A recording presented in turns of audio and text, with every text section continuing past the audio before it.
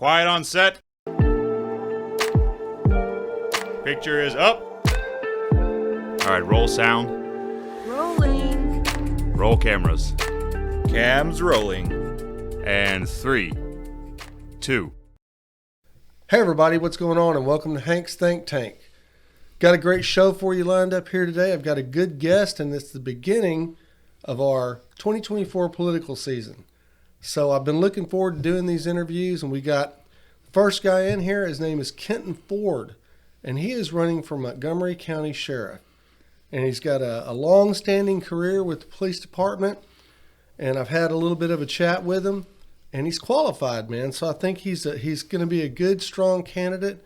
Can't wait to get into this conversation and find out a little bit more about the man behind the name, Kenton Ford. Good morning, sir. How are you? It's an honor to be here. I'm doing well. Hey, welcome. Fantastic. I got Mark Hogan on my left, and Thank we're you. ready to go. I'm sorry, man. It's just, Howdy, everybody. It's I've good had to a be lot here. going on. Yeah, we all do.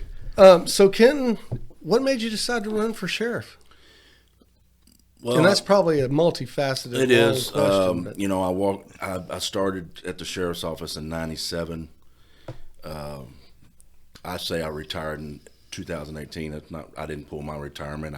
But I walked away. Okay. I can get into later on maybe the specifics on why I left, but after almost 21 years, walked away from there. I had started a business in 2017. It's earth moving or land clearing? Land clearing, and just started building up something that maybe I could step out into after I left the sheriff's office. And Okay. Smart. Yeah. and we got it going, and I had enough confidence when come around 2018 that I would walk away. What got me going was started out as what I wanted to change, what I thought should change, and we were joking. It was just a conversation with my dad on the back porch in the middle of the country, and I made a joke about me running, and he said, "Why do you laugh about you running?" And I said, I don't know. I said, it takes a lot of money, and it takes a lot of moving parts. Man, you're sticking your neck way out there when Absolutely. you run for anything. And, Absolutely. And he said, I couldn't think of a better man for it. Of course, my dad is my dad, but he's the one that raised me. He knows where my heart's at. And and if you truly want to make a change, it's not a chief deputy. It's not a captain. It's not a lieutenant. I mean, you can do day-by-day things to help the individual, people Sure. that you deal with. But the totality of the thing, it starts at the top. So how many years were you with the Montgomery County Sheriff's almost Office? 21 years. I started. That's my home. I call it, and I loved it. I love it. That's who I am. And Yeah. I stayed there for 21 years, nearly 21 years, and when I decided to leave, I went on and to the land clearing thing, and then eventually I stepped over to Ryan Gable's office for a little bit. Okay. I wanted to go in, and I never really spoke about this to anyone else, but I worked Judge Matt Beasley's court Okay. Yeah. as a bailiff. Yeah. And the whole thing behind that was to speak in front of people. So I could get over here in the bar ditch and fight, but I didn't know how to.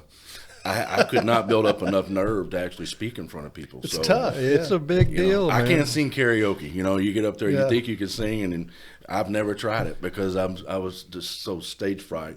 So I went into Matt Beasley's office and Ryan Gable, two good men that gave me the opportunity, and I was able to. First day was bad, it's like you're tripping on your own feet, and then by the time sure. I left, I'm still not polished, but at the same time, it gave me a lot of experience in speaking, in front of a crowd. That's one of those things you just kind of have to go out and do it Yeah. and get through it Right. and come out on the other side, and you think, I Yes, did sir. okay. Yeah, it wasn't Right. too bad. Yeah. I didn't know the bailiffs spoke a lot in court, though. Well, we do. You can have someone speak for you, but I wanted to speak. I wanted to speak to the people that are in there because that's who I am. We can get into where I grew up and stuff later, but I didn't want them to feel like that I was a mean old bailiff deputy over there that you couldn't, take you a sip of water or you Yeah. couldn't, deal with your child as you're in court. I wanted Right. them to know who I was. Show a little And humanity. absolutely, and show a little bit of, hey, we're all human. If you catch your baby in here, or if you're dealing with time, and this is the lowest part of the courts, But at the same time, to some people, it's the worst time they've ever had. Right. Oh yeah. And it would be horrible for me to compound that problem. So I always let people. I just explained a few of the rules. No big deal. The court clerk could have done that, but I felt like it was my courtroom at that time before the judge walked in there. That's pretty cool. I like it. Yeah. So I wanted them to know who I am. I did mean business, but at the same time, I set the tone that we're all human here and relax. That's cool. Nobody's going to prison, So Yeah. and I had a bunch of people tell me, thank you for, talking to us before. Kind of the warm-up show to put everybody at ease. Absolutely. Yeah. So I'm not so sure that a lot of the residents in Montgomery County understand just how large the Montgomery County Sheriff's Department really is. I mean, it's over 1,000 employees, Right. got a jail, 1,250 beds. Yes, sir. About 500 have a badge on, right? Yep. Yeah, it's 500 to 600 is probably in right. between there. There's substations. There's a 911 call center. I mean, there's a lot going on. So it's a lot to manage. Absolutely. And so, what kind of managerial experience would you be able to bring to that may not exist now or can be improved upon? Well, the one thing that I want everybody to know is that I think that the resources are there. It's a huge platform to do a lot of good things. Yeah. So you surround yourself with people that know how to do everything, or individual, or they're superb at this one thing that you're going to assign them to. And of course, you need 2 or 3 of those people in case one goes down or whatever. There you go. Yeah. But I don't know everything, and that's the thing that I want to be a part of, to get out there, is that I know enough about a lot of things, just enough to get me in trouble. Mm-hmm. So because you surround yourself with people that can do those things, you know a little bit about it, so it's whether if they're stepping out to the left or right. You surround yourself with people that know how to do it. People like me that actually care about what they're doing, and they're not pinching pennies when they shouldn't be pinching pennies, and they should be pinching pennies when they should be pinching pennies. Right. Sending that money to, and when you're talking about a money aspect, there's a lot of things that we could be doing to not, quality training is one of them, I think. Mm-hmm. Training, the positions filled. The first person you see, or the first person I think you'll see, is a patrolman. And the patrol, man, over the years, we've seen a lot of things that, why can't we do this? Why can't we do that? Mm-hmm. And I haven't been in the sheriff's seat, so I can't sit there and say that they were all bad decisions. But at the same time, that's your other than the jail, which that's your main goal, or your main job is to hold a jail, pretrial detainees, stuff like that. Mm-hmm. But patrol, if you look at the numbers that we have out there as far as the people, citizens, and patrol deputies, it's always suffered. And you could say that all agencies kind of suffer, but they don't. Mm-hmm. Some of them actually have it together, and some of them actually go and get the positions, and they can actually fill those positions that are open. So as far as the management, I would surround myself with great people, great managers that know how to do each and everything. That's the Henry Ford theory. Absolutely. He always claimed that he was basically an idiot, but he knew how to surround himself with people who knew it all. Mm-hmm. And which brings me back to my point about changing things. The sheriff changed it. It starts at the top. If you put out a vibe, and I'm not saying anyone's doing that, but if you put out a vibe to where this is okay, they're going to do it. Mm-hmm. And it really doesn't. It does depend on the person, but at the same time, if you've got a good man or woman working as a captain or a major or lieutenant, and you put that vibe out there that we're not putting up with this right here against our employees, mm-hmm. which trickles over into our citizens. Mm-hmm. We're not putting up with that. That's how you change things. You bring in very intelligent people that know how to do it. If the guys on the ground know that you've got their back, that's right. That means a lot. Yeah, that's morale. It's all right here. Yeah. And that's why some people, they cannot fill the positions that they have right now because they're not getting raises that they should. And if I pull out and I go after that guy or that woman, they're going to have my back. and it's starting to suffer big time. Well, as far as the budget goes for the sheriff's department, that's all handled in commissioner's court, Correct. right? Yeah, they oversee the budget. Yes, sir. But as far as the spending of those dollars, is that up to the sheriff pretty much? And again, I'm not going to speak on every individual thing as far as what he can do and what he can't do. I know they, every position, like if a deputy goes from here to there, they do notify Commissioner's Court, so it's all kept in line where the money's going. Right. And I'm not sure if he has $150,000 over here. I think he still has to notify them that he's spending that money, which I think we should. But he does have the authority to make those decisions. Correct. Right. Okay. Absolutely. Yeah. So that's at least he has that much. Well, it's his plan or her plan. Yeah. Whoever's sheriff, it's their plan to present it. And do you know what the annual budget is for that? I don't know anymore. I know it's a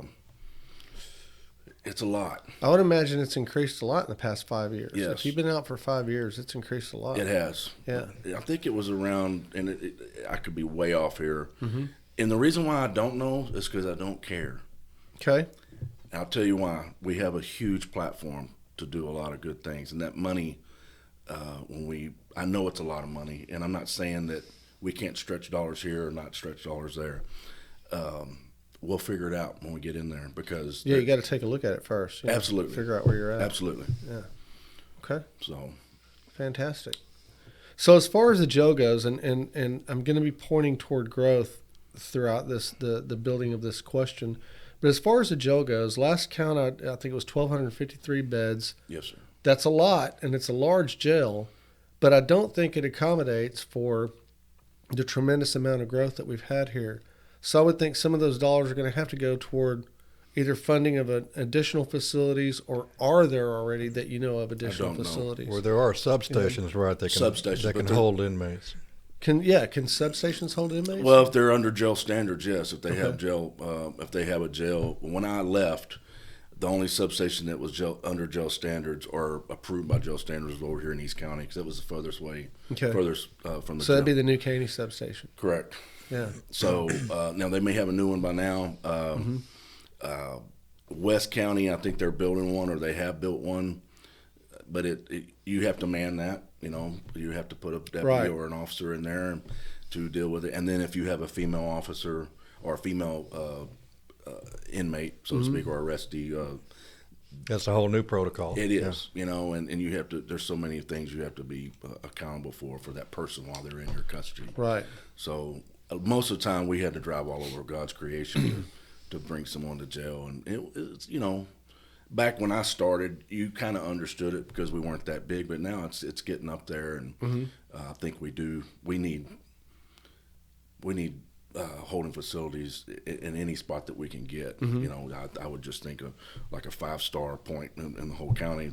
We need holding facilities, and we just go pick them up. Harris County does it, Right. They have to go pick them up, and that frees up your officers to have more time on the street. They're not driving all the way across the county and drop somebody off, get them processed, and then back to their district. But I also think that the substations, I don't know about Harris County, and I don't know if there's any type of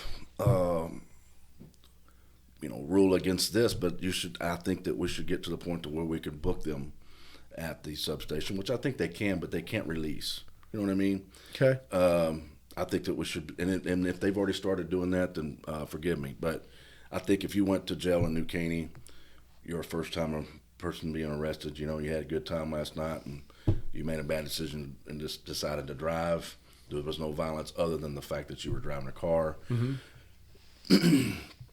that person be able to bond out, where they're located, and the main facility wouldn't be.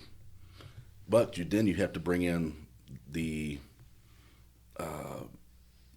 PC judge and all that stuff. So it's something you would have to work out. Maybe we could work something out to where we can get. Well, they do a lot of those by Zoom now, don't they? They do. I'm sure they do. Yeah, I think Zoom is. I wish I had stock in Zoom when COVID came around. Because no kidding. It really took Nobody off. saw that one coming. Right. So yeah. So I wanted to get back to growth and basically infrastructure. The Montgomery County Sheriff's Department has interlocal agreements with all of the smaller municipalities and the smaller stations, including but not limited to the constable's office. Correct. And here's what I'm getting to. So if there is a call, like let's say it's a non-emergency call for this area here, and we're not in Splendora proper, we're not even really in their ETJ, so we're considered, I guess, part of Montgomery County. Right, but your mailing address is Splendora. Right. But the response times still kind of suck out here. And it's Right. understandable because we've experienced this amount of explosive growth. Right. But how would you better use those interlocal agreements, and how would you better use those existing agencies to answer calls like that and maybe decrease the response time? Well, we've tried, back, when I was on patrol, we always backed each other up. The officers on the street level, most of the time, we understood that we got to get the job done. Right. The people at the office, not that they didn't care, they just didn't feel that urgency, you know. Splendora Police Department's always helped us out. I know the chief over there, the other, was it Patton Village? They would be glad to help us out. Where you start running into trouble is when something happens, and again, I'm not saying that that they shouldn't help or we shouldn't help them within the city, because we do. When Splendora or Montgomery Police Department was backed up, we would go in their city and answer their calls for them, obviously.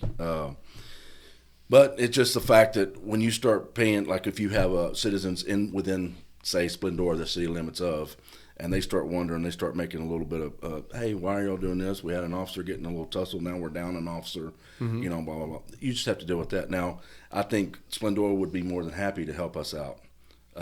You just have to you have to figure out which calls they're actually going to help us out on. Right. And I wonder if that's a shoot from the hip type thing, because everything is, you never know what's coming up, and everything's unique in its own way. Absolutely. But do you think that guidelines could be created that would be inclusive of certain things that would help in response time? Like in the case of, let's say, I don't know, a dog bite or something like that. I'm just coming up with something that's a nonviolent thing, but it's an important thing. Then maybe you say, okay, well, that residence is closest to Roman Forest, the city of Roman Forest, so we'll send one of their guys out. Well, even though it's out of their jurisdiction, we'll send one of their guys out. Right. Well, those numbers will continue to climb, and if you just put stipulations in it, some people, not all, will break out and they'll break out the book and say, well, there it is. There's a sentence. We can run this call. I just, as a sergeant on the streets, I would say, hey, go run that call for them. I would think that what we've taken away from our supervisors is the ability to make a decision without making a phone call. I mean, we're out there, we see it all, and if you could prevent or stop something from happening immediately. Yeah, seconds count. Absolutely. And one thing, if it's a minor call, could be a major call before it's over with. Sure. So if you see the guy that matches a description of something and you're tied up on a major on 59 or 69, they call it, step out there and if they, if they get over there and they stop something from happening because he's got 4 or 5 guns in his backpack and they just, all they did was stop to check his welfare, we just may have stopped a mass shooting. Yeah. So I think it's very important that we work together. I think it's a call by call thing. It's hard to do because some people will start expecting it. We start expecting Splendora to start answering our calls 3 miles out of there. You know what I mean? So I think it's up to the supervision to say, hey, go help them out. They're busy. And that's all we can ask. And I don't know if we can actually write it down. It just help us out. We're going to help you out as well. Yeah, because it is complex. There's a lot going on. Right? Absolutely. Yeah. So, and I think the tough thing is, with anytime you have growth like we do, at least on the east side of Montgomery County, I don't know how the rest of Montgomery County really is as far as growth, but it looks like it's everywhere. With growth comes crime, and with crime comes violent crime. Yes. And so I think that over a period of time, we're going to be experiencing more and more and more of that. Do you have any plans for assisting to curtail that? I know that right now the Montgomery County Sheriff's Department has the Citizens Academy. Right. And I think the Citizens Academy probably does a pretty good job at helping to curtail some of that because it opens up people's eyes and they're able to see what's going on. And and they think more like a cop after they get out. Right. And so, see something, say something. Right. I guess my question is do you have any ideas about trying to curtail things before they happen and using, let's say, the citizens of Montgomery County to do it, or using town hall meetings or something like that to help prevent crime before it even gets off the ground? Well, it's all of our jobs as tax-paying citizens to look out for one another. And growing up, that's what we did. We either handled it ourselves or we called, But at the same time, and I'm not saying violent stuff. I'm just saying, I got you. I think numbers of patrol cars, and it does cost money. There's a deputy that's making his salary or his or her salary, their benefits. The patrol car itself costs an astronomical amount of Insurance, money now. gas, Insurance, maintenance, everything. tires. But I think They that's keep how you going prevent and it. on and on. You can preach as much as you want. They're still going to come here. They may get caught, but they're still coming. I remember most of my time was on the South County border right there, 45, in the Woodlands and Sawdust, Rayford Sawdust. And I don't think that the criminals know where they are at that time. Because I've seen grown men break down in tears when they figured out they're in Montgomery County. They knew that much, that we do handle our criminals the way they should be handled. Well, there's a reputation out there. Absolutely. So when you cross over that creek, you're in no man's land when it comes to getting away with stuff. So if you get caught, now I just think the sheer numbers of and you have to manage that. You have to manage the numbers of deputies, but I want to flood it, and it's not a bad thing to have us out there in those marked patrol cars. If you see one, you go down to the next parking lot, correct? If you're a criminal. And if that deputy is on the move, he knows where, or he or she, I don't want to leave anyone out, they all know that we're there. I think that's the true way of curtailing it. And you can have all the numbers, all the data on some fancy wall of where it might happen or where it may occur. It takes the boots on the ground to take care of it. Right. Visibility counts. Absolutely. So I want to put more deputies on the street. Okay. And I don't want to look like we're militarizing anything. I want these deputies out there shaking hands and talking to people. That's missing. Absolutely. Honestly, it's missing. It really when I was is. a kid, we had beat cops in our neighborhood who would walk. Yep. They'd walk the block. And to be the same one all the time, you kind of get to know them. And Officer Bob. I mean, that's the way it was. Hey, Officer Bob, how you doing? But Officer Bob was a warrior, and you didn't really know it. I mean, you knew he was wearing his armor, but at the same time, Officer Bob, you hear, 2 years later, he handled his business that day. Oh, yeah. And the kids, me, you, we grew up going, that's the real deal, and that's what we need to get back to is that officer is your friend. Your officer is who wants to help you. And what we need to get back to again is the police having the community's ear. Because right now, I don't think you guys have it as much as you'd like. I don't think the community talks to the police as much as they should. Don't. And it's and back social then, media. We had a relationship with our local beat Absolutely. cop. He knew everybody. He'd help somebody carry their groceries in if it was. I mean, it was just that way. I mean, if I was assigned out here, I would swing by Hank's place and we would have a cup of coffee. There you go. And that has really disappeared. And I'm sure there's some men and women out there that are out there that still do it. But it's social media has. It's almost like we're the tattletale, or we're the class monitor, or we're completely even evil to some people. Right. So to get out there and to talk to me and play some hoops with your 14-year-old boy, and you look out there and there's a deputy out there and you see it on online. Oh yeah, that's community oriented, true community Well, oriented policing. Bottom line, you're just people doing a job, and you go home and you got wives and families and little dogs, and absolutely just like everybody else. Absolutely, that's what we do, and I'm a grandfather of two now. I couldn't imagine my granddaughter being afraid of a police officer, right? Or my daughter. I'm not afraid of them because I know who they are and what they do, but we don't speak. I've been out 5 years and from the sheriff's office, and they push community oriented policing, but it's in a book. You have to take it's not in a book. It's right here. It's in your heart. And if you're not doing it, then you shouldn't be doing what you're doing. You know, you're gonna have a bad day where you don't want to be around people. I understand that. Oh, yeah. They see a lot of bad stuff, but at the same time, you know, I used to love putting on that armor, getting in that car, make sure all my stuff's right, nice, neat, nothing wrong. I mean, there's nothing better than seeing a good, crisp uniform, a good, clean car, because we have take-home rides. That's my car. Mm-hmm. And I'm representing not only the sheriff's office, but I'm representing law enforcement as a whole. And when I step out of that car, even if I didn't, I told my kids this when I was supervisor, even if you don't know what you're doing, you've got some of the mental battle already done, because when you stepped out, golly, this got squared away. You know, he looks good. Authority too. He steps out. He, he's holding his hands right. And I'm just saying, some of that stuff can be a true.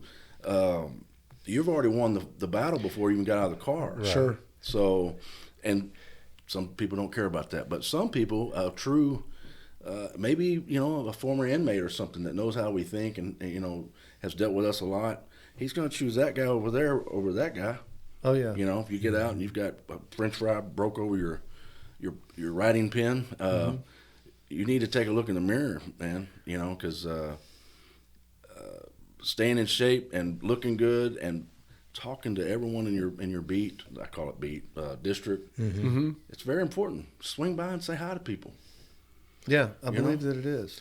My mom tells a funny story. When she was in high school, her dad, my granddad, was a state trooper for years and years. Well, I appreciate his service. Thank you. And he would insist, you know, she could have gotten a ride or taken a bus, but he would take her to high school in his police cruiser, pull right up to the front, and she'd hop out. And all the teenage boys took note of that. That's right. your visibility for you again, right? That's right. I have business owners that's contacted me since I announced, and they said, "Man, that's awesome. You're running. You know, I remember you when you would just sit out there, and I would do my daily performance stuff and whatever report we would that the sergeants and stuff had to do at the end of the or pass on to the next sergeant.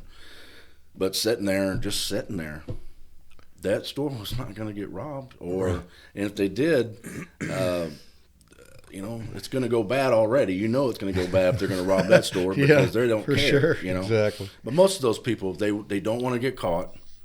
If they see something, they're gone, or they're going to hide.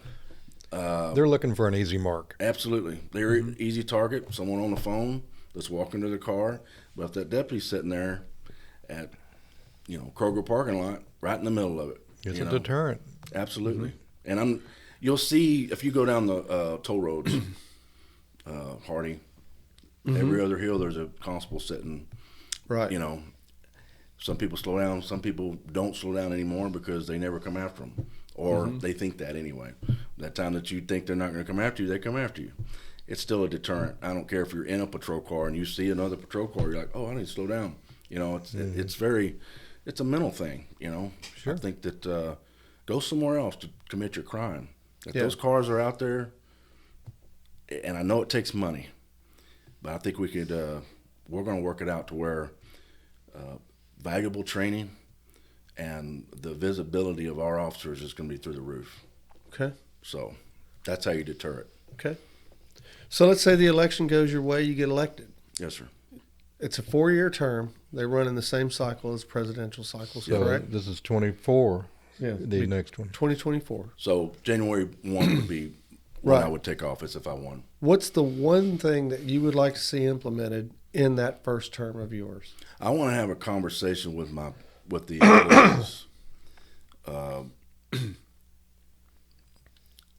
And this is where I'm getting into what's going on now.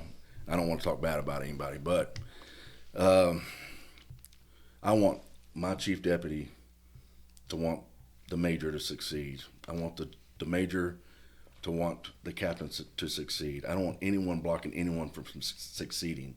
You start at the top. That you start with your own people. Mm-hmm. It trickles down into your taxpaying citizens, into your home. That's where you start. Now, the first year I would be implementing this right here, home, family, and we're not doing that anymore. We're not doing that over there anymore because I know you're probably wondering what, but it's in every corporate situation where everyone's trying to get that spot. Right. Or everyone's doing this, but they don't. Some of them don't do it right. They actually create havoc for others, and the stuff that isn't true, And I would start with my way of thinking and my way of. I would surround myself with people that care about you, care about your wife that's next door. They actually think about that. Mm-hmm. They think about your uncle or your nephew that's hooked on methamphetamines. You know what I mean? Right. Not you specifically, but I got you. But I grew up in those conditions. Not that my family were. I'm talking about all around me, and to not think about the tax-paying citizen that has a kid that was raised right, but he's still in a bad place, or even a 40-year-old son that just got out of prison. I don't want to help them while they're in the system. I shouldn't say that. I'm saying I want to help them before they get there, or maybe after they get out. Right. Try to prevent it. And everyone says that, but no one truly does anything about it. I've got an idea, Yes, sir. and it may be no good. Going back to that Citizens Academy, and people go and they run through, I think it's 4 times a year, kind of get the gist of what you guys do, maybe do a little training, lots of tours, ride-alongs, and they understand. They bring SWAT out and all that stuff, yeah. Mm-hmm. And going back to these kids on the edge, that maybe you can get through to them before they get into the system and have a life of that. Absolutely. Could you make maybe part of the juvenile community service going through one of those academies? Well, you could ask. We used to have the Scared Straight program where they'd go. I remember that. Really? When I Y'all was a had kid. that? I thought that was just a TV thing. No, we had a Scared Straight program, and someone took it too far. Really? And I got to have the story. You come Well, on. You can't no, leave I me can't. hanging on that one. he's still around, so. Well, you don't have to use any names. you What know, happened, dude? I just think that somebody the- get hurt or what? Well, something happened in the jail. Wow. So Okay. no one got hurt. It was more of a. It just went too far as Scared them beyond placing straight, them huh? in that inmate's position. Okay. What he goes through every day, and it just went too far. He didn't physically get hurt. So, Okay. but they ended it, and just like every corporate or every major firm, it's out.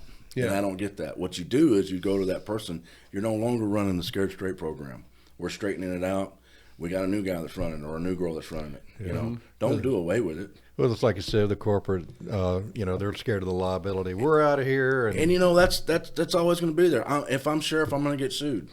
That's a fact. Yeah, lawyers. That's a just fact. the way You're it going to get is. sued, and I'm not Yeah. saying I'm into getting sued. I'm just saying that you have to, with pride, just do the right thing every day and hire the right people that are going to do that right thing. And if you see something that going towards what happened that day in that jail, and it wasn't major, but it was something that you or I would go, whoa, what are you doing? That's what happened. And they stopped it before it got any more out of control. So, and I think that was a bad decision because those people, they need to hear from you. They need to hear from me. I don't know. They need to hear from the sheriff and say, look, I grew up in a very rough area where you could walk to that 2 mailboxes down and you might have to fight somebody. Yeah. Or get bit by a dog. 'Cause we didn't have no, we're in East Harris County. When I was living at the time, growing up, there was no dog catcher, and if he did see him, he was driving 45 miles an hour. get the heck out of there. Yeah. So, and it was good people. It was good people here, and then bad person. 4 or 5 good people, and then Sure. one bad person. But what were we talking about? I kind of went off in a rabbit hole there. We're talking about the Scared Straight program. The Scared Straight, Yeah. Scared Straight program. I think it's very important, and I don't know what I would implement. I think it's very important. Maybe not take them through the whole jail. I think that they should hear from some of those inmates.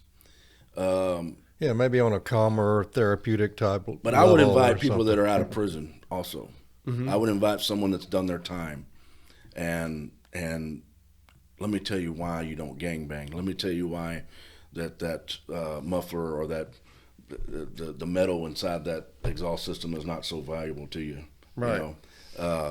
This guy comes in or this woman comes in and lays it all out on the line, and he's probably gonna eventually put someone a tear in their eye because he had it made or he didn't have it made. But you know what? Even if you're your life is troubled at 14. When you become 18 or 17 now, really, it's kind of a gray area. I care, you care, but as a whole, people want to hold you accountable for what you do. It really doesn't matter what happened to you in the past. And that's what stinks about the whole situation is no one says that. Look, 18, they're going to send you up, you know. They're not going to give you a break over here or give you a break over there. They want to hold you accountable because we have to. We have to because the next generation walking up is observing what you're doing. Why don't they just do the same thing? Not only that, we're putting our families at risk by allowing these criminals to just think that nothing's going to happen to them. Right. So I think that not only that, you've got your family name. Let's go the right path. And I would love to be at a troubled. When I say troubled, I hate to, someone that's going down the wrong path. I would love to attend their college graduation. Wouldn't that be something? Graduation. Yeah. And there are success stories out there. Absolutely, there is. And I would bring those people in. I would find people. Come on, let's go talk to these kids. And I would try to do it along with the Citizens Academy.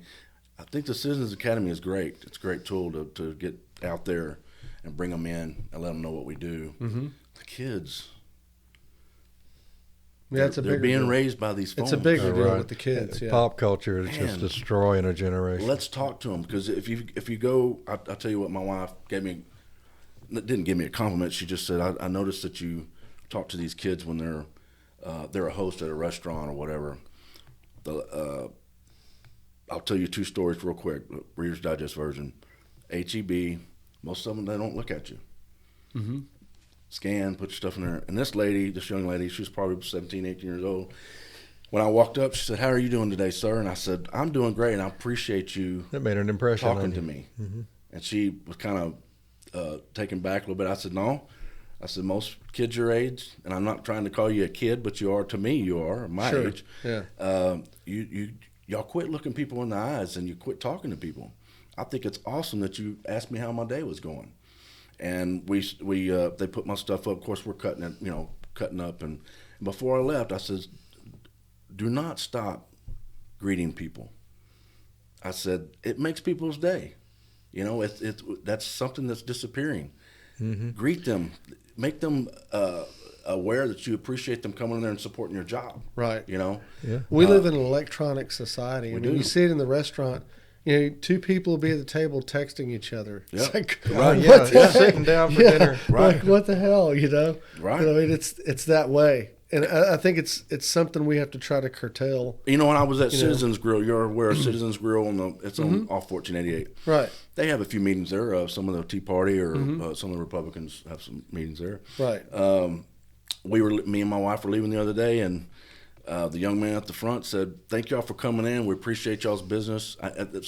Somewhere in that area. And I stopped and I said, "Thank you for saying that." And again, they're confused on why I stopped and even want to talk to them. I said, "The kids do not speak that way. I applaud you for speaking to me." Right. It's become remarkable when you get somebody with a little personality or Right. gratitude or just, making small talk and acknowledging you. Right.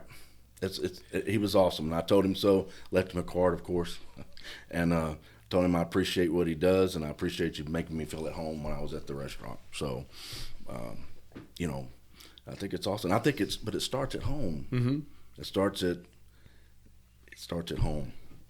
Yeah, absolutely. If I could come The out, nucleus of society is the home. homeowners association, And a lot of people don't understand that. Yeah. Yeah. The family. Absolutely. No one talks about that. And, we got to do this. We got to spend money here. I heard a congressman that I agreed with this statement. We don't need any more money. We start doing what we have now. And we need to spend it in the right direction to send this. We have to deal with our kids. What he was talking about, the border. I'm talking about the kids. If your group, it could be a homeowners association or landowners association, whatever. Bring your kids in, let them, even if they're not doing bad, come talk to us.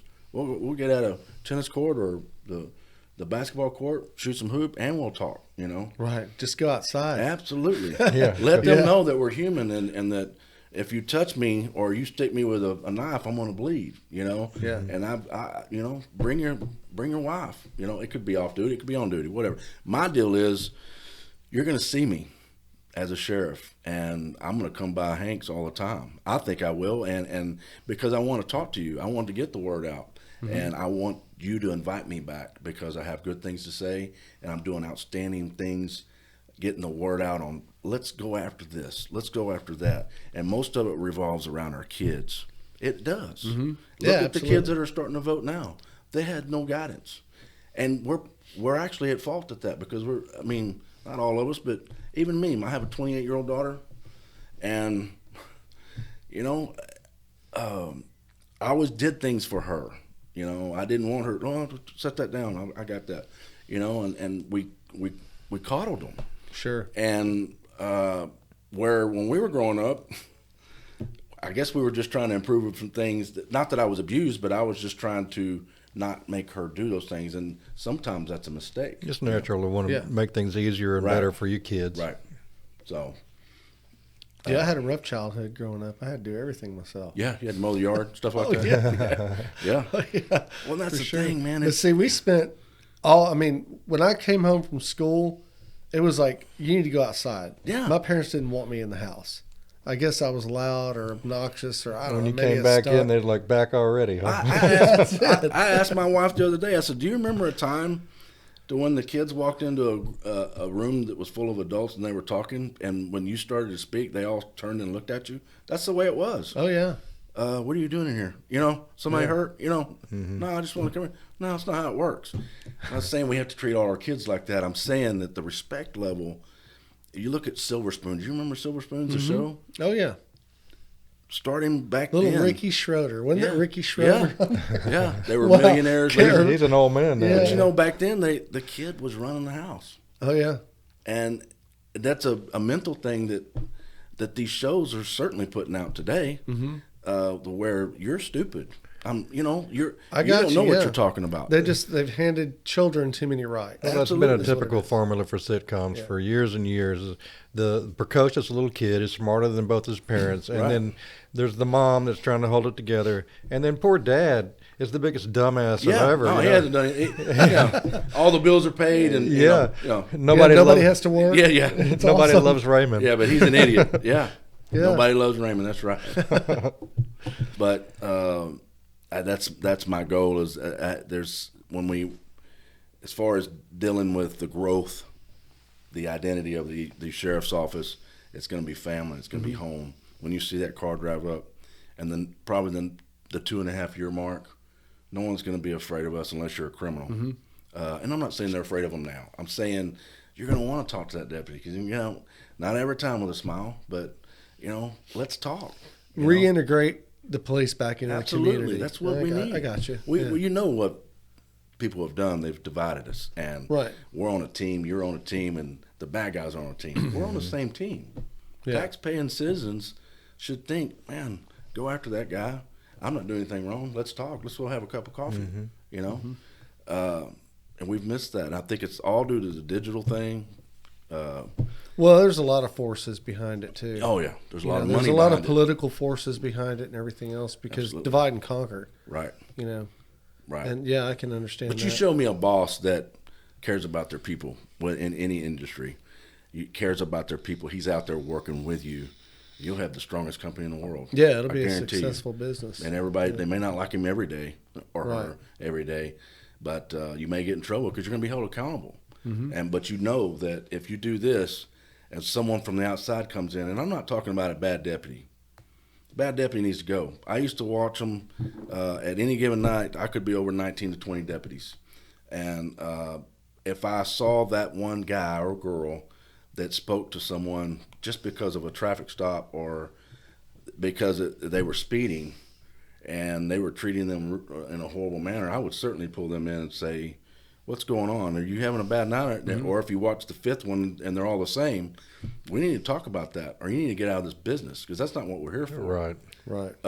I can't imagine someone speaking to my wife or my child or even myself the way I have heard over the years, not just one particular year I or got whatever. you. Yeah. You got to get them out of there because if they don't, one of the best things that one of my captains asked me when a young man was possibly going to either get fired or retrained was, Kenton, does he get it? I said, what do you mean, Captain? He goes, does he get why he's in our office? Does he get why he's being talked to? If he doesn't get it, then we need to get him out of here. Mm-hmm. Because if you can show me where I screwed up, I'm going to tell you, you're right, I did screw that up. But if he doesn't get it on why it's wrong to treat people a certain way or just because he's the police, you need to get him out of there. Right. And they're not doing that. They're not doing that. I mean, across the land, they're not doing it because they need bodies. It's sad. That's bad too. I've heard a lot of police departments. It's not that they can't get applicants; it's they can't find a good one. Right. Right. I always said it was a joke. It's an ongoing joke throughout my career, and we've got some good people working at the sheriff's office. So anybody listening, great people, but they just don't know how good it can be. They don't know how good a leader can be. And you don't have to look over your shoulder. If I don't have to go through your Rolodex of what ifs. If I do this, if you do that too much, you're going to get killed. Right. You know, if you're thinking that you're not going to have the backing, and that wasn't the running joke was, I wish I could have a seat outside of recruiting and speak to that person for 5 minutes, and either let them go by or hold them up, because as soon as I saw a recruit. And you can't even say recruit anymore. You can't say a new boot. You can't say rookie anymore. Did you know that? No. Really? Why not? It's degrading. Really? Yeah. Wow. What do you call them now? Well, I know that. I don't know what you I know call that, them. like Hello? in prison, they changed it from inmate to I think offender, or something like that. Yeah. Wow. Yeah. So I mean, that's why. It just I've never understood. We've lost it. We've why lost you got to go common that sense. far. Well, I mean, if words are hurting you, how are you going to be a police officer? Yeah. If you taste your own blood, Rookies. How are you I gonna always deal thought with rookie was a good term. rookie was the. I had Yeah. some points I had to eat at another table when I was in the field training program. Yeah. Because it's a mental battle. And when you go, like when I was in the military and I went through boot camp, they're not trying to get you to quit, but if you can't handle it, they want you to quit. Right. Yeah. And the mental thing, I was like, I got this. I mean, my coaches at C.E. King high school football, they ran me through the ringer, man. Yeah. And you were nothing but nothing. But by the time at the end of it, just like everything else, they tear you down and build you back up. Sure. When the season starts, you're a different person. Once you got your wings and you're That's on right. the club, Right. then But if you couldn't handle that ass chewing, if I could say that, Yeah. if you can't handle someone yelling at you, that's the real world. We used to take recruits and drop them off at the office because they didn't have their head in the game. Today, it was. I don't know for a fact, but they might need. You might get in trouble for doing that. Mm-hmm. I'll tell you a quick story about the warrior spirit that we need to have, and what I think we're lacking in some of our deputies and officers across the land. And I don't know if I should say it, but I am. He was about to get out of the FTO program, and I would usually put him in my car because I knew he was coming to my district. Mm-hmm. I pulled up to I forget the name of the gas station there in Shenandoah on 45, and I just sat there and was talking to him. I said, "Have you ever been in a fight?" Well, he went to a certain academy, and military academy. He was an officer. Yeah, learn some basic self-defense. Right. But not a real street fight. Not only is he an officer, but he was an officer of this branch, and he was very intelligent. Mm-hmm. I told him, I said, you can build a rocket ship, but when you get out here, I don't know, we're in South Montgomery County, half of it's the woodlands, a part of our area, and then you have Rayford sawdust and stuff like that. These people will hand you your stuff and feed it to you. Mm-hmm. I said, if you've never tasted your own blood, if you're surprised during the encounter, you've lost or you're about to lose. I said, I want you to think about, he had never been in a fight, never played contact sports. And some people say, well, why is that so important? It's very important. It's very important. And if you haven't played contact sports or you've never been punched in the mouth, you need to take a class. You need to know what that feels like. You need to go to jiu-jitsu class or something and feel, you know what I mean? Mike Tyson's famous for saying that Yeah. that everybody has a plan until you get punched in the face. That's right.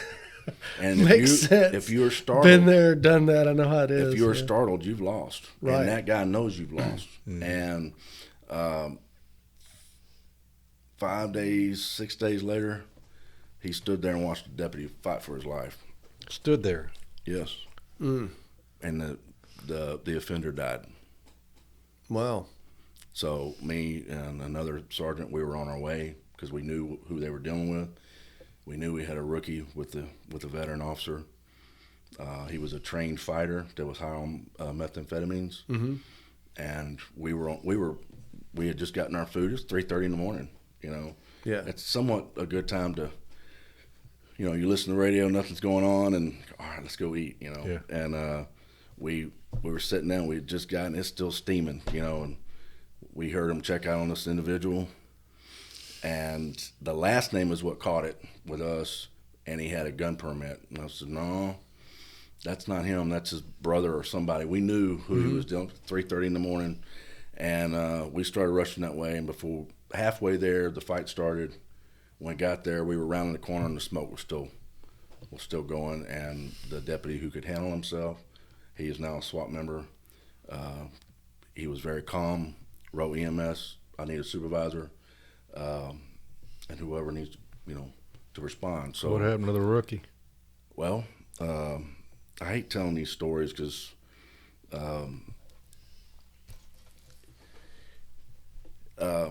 he eventually was promoted out here in this area as a sergeant, as a patrol sergeant. Wow. And he did it again. Really?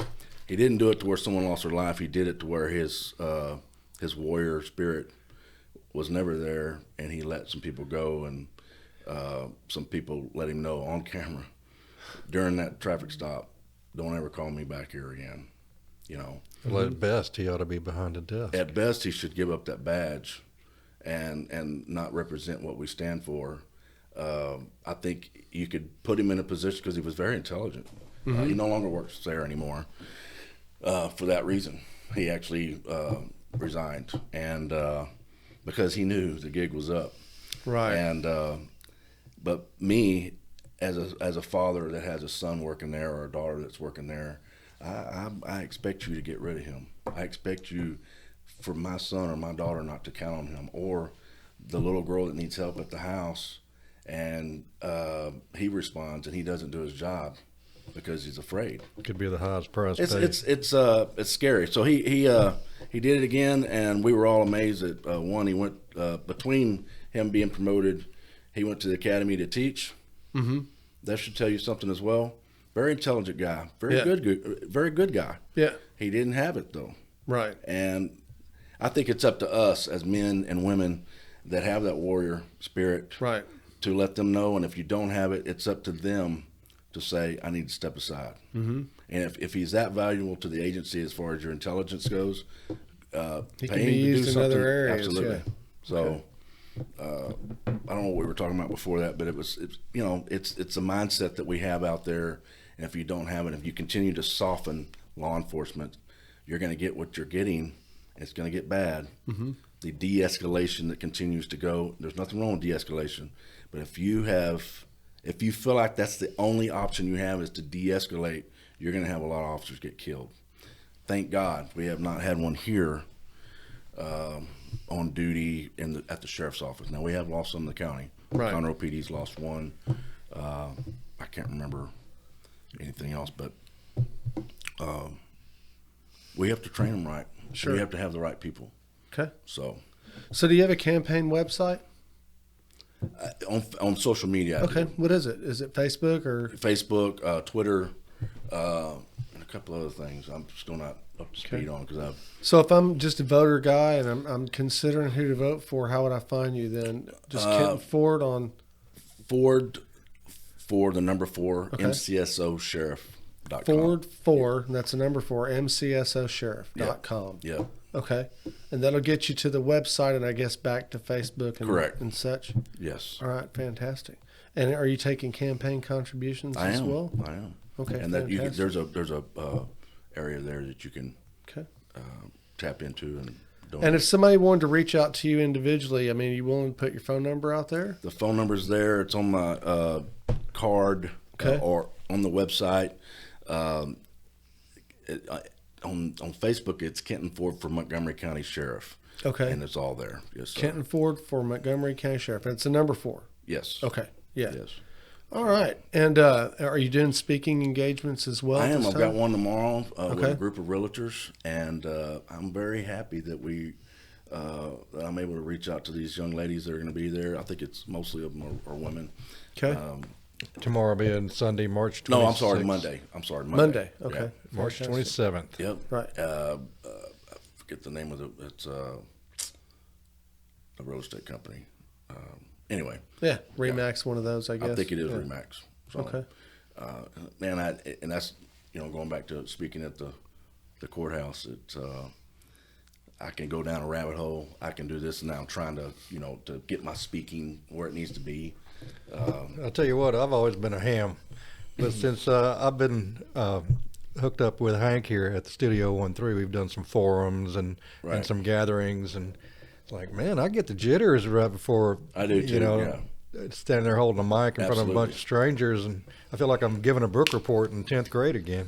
So how do you think I'm doing so far? I think you're Yeah, doing you're great. doing all right. Okay, Yeah. Yeah. You seem relaxed and calm, and Well, this is my your first answers are podcast well thought out. since Well, I'm running. fantastic.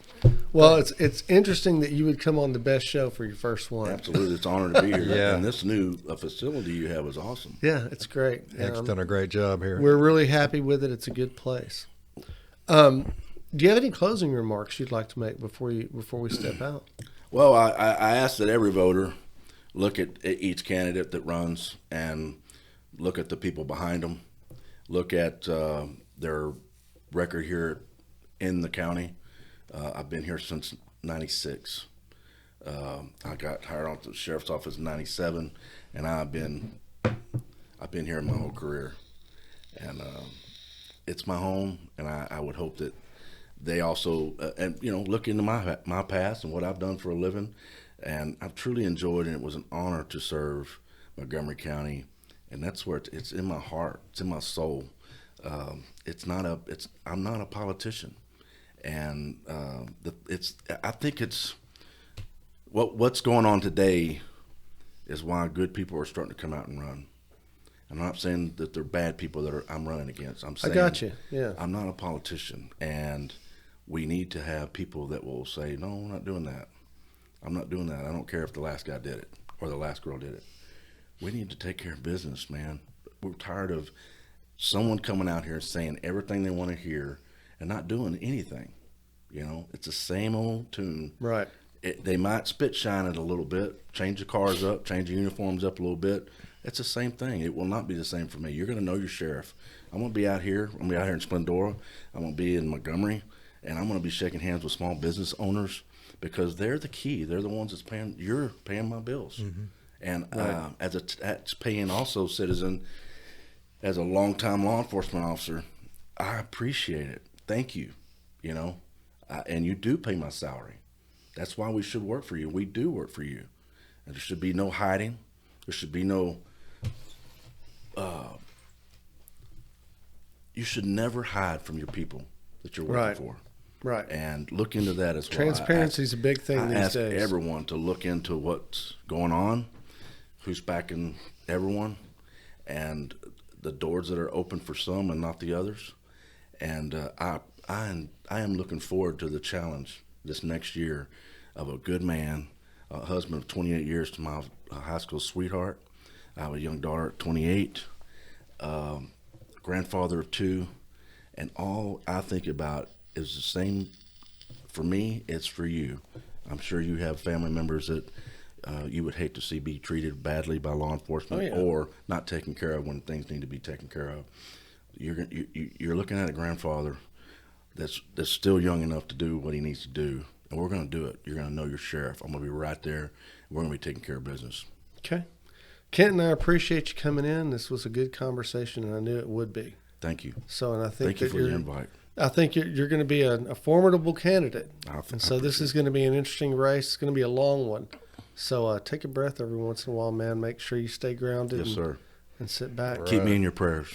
Mark, you have any questions or closing statements? Well, thank you for being here. Thank you for your service, and we'll be keeping an eye on you. Thank you. Kenton Yeah, we'll Ford. probably have you back in before it's all over. Please for sure. do. Okay. I appreciate it. All right, guys. Well, there you have it. And I'm going to go back to my original statements. And don't vote for a name. Don't vote for a slogan or a motto. Get to know the man behind all that and vote for what you think that person will represent as far as your ideas go in life. If we do that, we're going to move in the right direction, and we're going to have good people in office, and Montgomery County will continue to grow and form the way we want it to. Upcoming events. April the 27th. Now, this is about 3 or 4 days away from hurricane season. We're going to have our annual hurricane preparedness seminar, and instead of it being at the fire department this year, we're going to do it at the Atrium Center. It's going to be Thursday, April 27th at 6 p.m. The entire county is invited. We picked a larger venue because we wanted to be able to service more people. We're going to have some great speakers there. We're going to have somebody from Montgomery County EOC, somebody from Entergy, a couple of the fire departments are going to come. There'll be a couple of police departments come there. We're going to talk about what you can do as a citizen and an individual to prepare for an event and how to survive through that event and what will transpire after the event. It's going to be a good deal. We had a great time doing it last year, and Mark is going to be the main host this year. Oh, boy. And he didn't know that. I just let it out of the bag. Good But man. All right. once the cat's out of the bag, you can't put it back in. It's going to be a comedy show, folks. It's going to be great. One-liners. We've got a couple of other things coming up. We've got some good shows coming up, some good stuff in the bucket. We're in the new studio now, and so we're able to do a whole lot more. So I think you guys are going to see more music come out of us. You're going to see more political things come out of us, and we're looking forward to servicing our community as best as we possibly can. For Mark Hogan, I'm Hank Batt. This is Hank's Think Tank, and we're out.